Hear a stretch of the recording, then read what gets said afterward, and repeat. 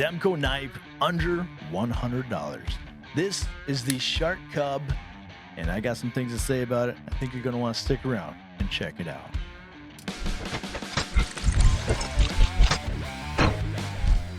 So if you've been watching my channel for any sort of time, you know I'm a fan of the Demko 80-20.5.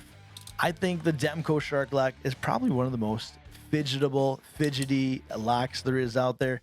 I'm a huge fan of it. I love that it's ambidextrous. Well, some may say this might even be too big to be EDCable. I could disagree, but some may say differently.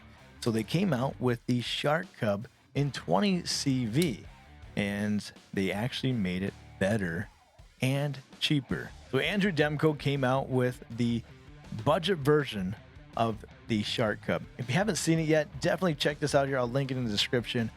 Crispy Donut Community actually did a interview with him at Blade Show. Kind of talked about how, he wanted to come out with a more affordable Demko knife, which I think we can all appreciate that here. So I've got two versions in front of me here.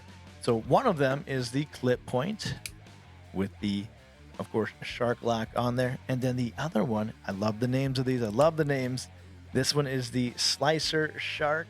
Very cool. These are going to be smaller models, much smaller than the 80-20.5, which was the original affordable, Andrew Demko design knife.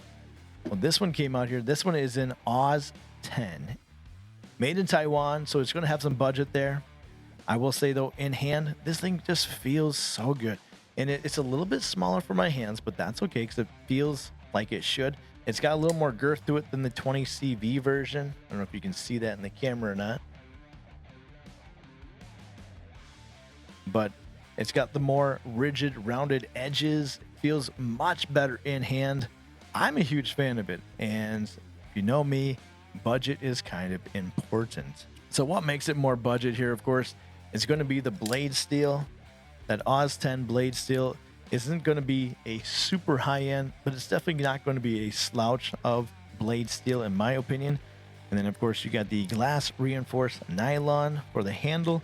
Let's take a look at a few of the specs of the knife here. So the Shark Cub overall, you're looking at about 6 7/8 inches overall, a handle length of 4 1/8, and a cutting edge on that blade is 2 inches. You're looking at the Oz 10A blade steel with the locking mechanism being that shark lock, which, like I said, I think is super fun and is ambidextrous. I think is important, where the pocket clip is as well ambidextrous. So you lefties out there, this is made for you as well. A little deep carry pocket, I like that. It is missing a lanyard hole, so I think that would be something I would like to see here.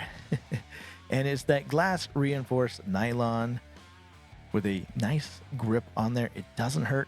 I'm trying to see if I got any hot spots on that pocket clip. Not too bad, not too bad. Ergonomics with that nice jimping up front just feels so good. And for an EDC everyday carry knife, it's super light.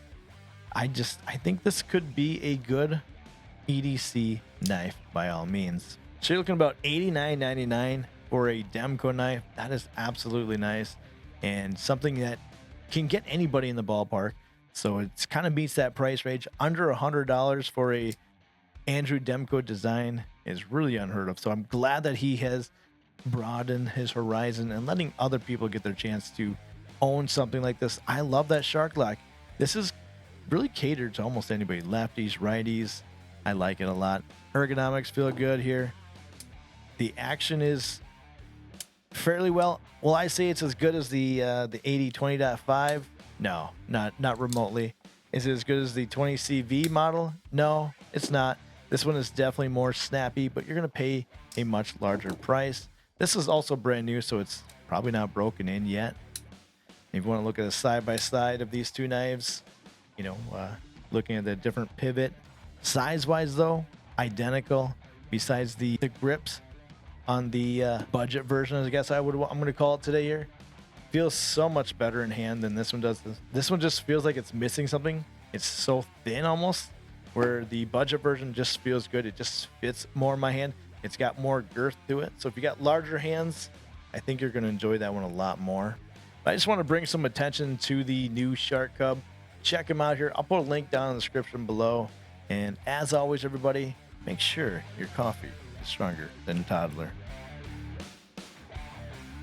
Have a great week.